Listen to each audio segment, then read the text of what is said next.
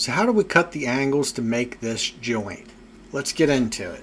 In a unique situation where I want to make a very high angle cut on a piece of wood that's really long. So I can't really do this with the miter saw. I need to do this with the table saw. And I run into two problems here. One, because I want this to come into a point, so I'm putting my fence right against this saw blade, and I don't want to cut into my fence too much. But also, when I start to cut it like this, the only thing that's going to be supporting this this piece is going to be the blade itself, which is pretty uncomfy because I don't want this thing to be launched back at me at Mock Jesus.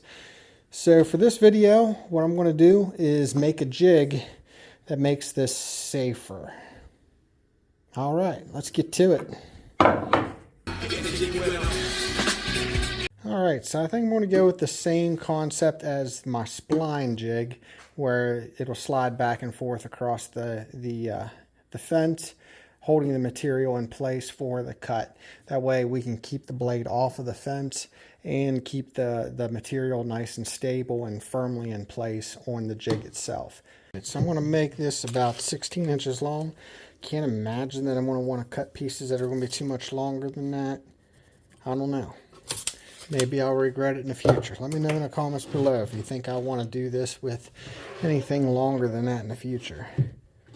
Probably will, because, you know, once you realize you have the ability to do it, you end up with a bunch of other ideas. But for now, I'm going to go with 16 inches.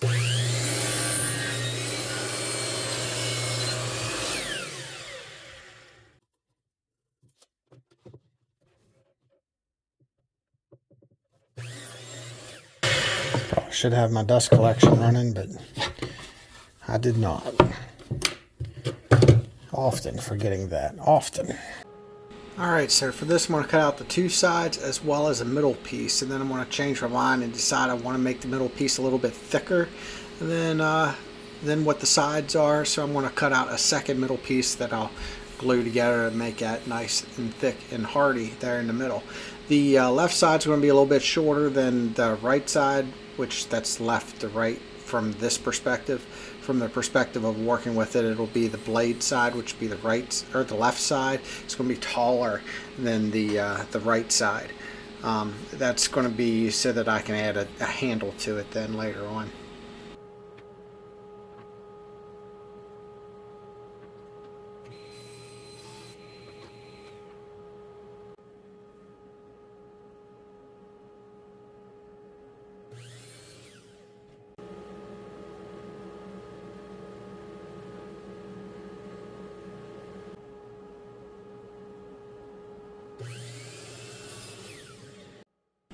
This piece will go here like this, just like that. Haha! It pushes the piece of wood through the table saw. So from here I'm going to glue up the couple pieces that I need to glue up. I did run into a little bit of a problem where the pieces I was gluing up kind of wanted to slip around a little bit. So I ended up breaking out the pin nailer to go ahead and drive some pins in there to hold them in place. And that's pretty much all those pin nails do is hold it in place. They don't really serve any purpose for holding it together. They just keep it from slipping around so that the glue up ends up being exactly where it's supposed to be, so that when I walk away from this, it doesn't start to drift off and end up ruining my piece here. And now that I have all my pieces, it's time to put it all together. I'm just going to use some wood screws to screw it all together. Nothing fancy. Just clamp it in place and screw it all together.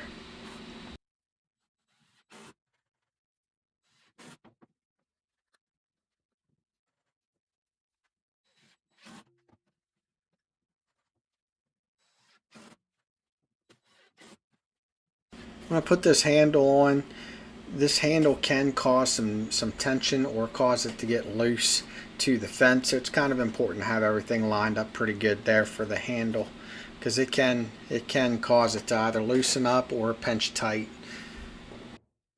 Now, because I put pin nails in it and I have a saw stop, I need to turn off the brake and run it a few passes at pretty much the highest angle I would ever expect to use this thing at, and run it through there a couple times to make sure that I get those what's left of those pin nails cut back as far as they can possibly be cut back so that I don't trip the brake in the future here.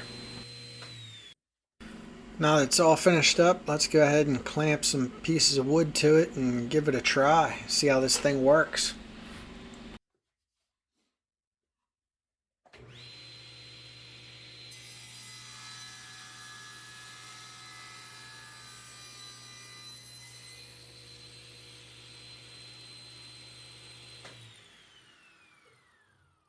I have to say it's pretty smooth. It makes a real nice cut. One thing I like about it is it's easy to function and stay out of the way just in case there is some sort of kickback that happens. So it's pretty easy to keep your body out of the way when you function it. The only thing I don't like is that my stop button, I have to reach back across there to hit the stop button. That's the only thing I don't like, but that's the table saw problem, not really the jig problem.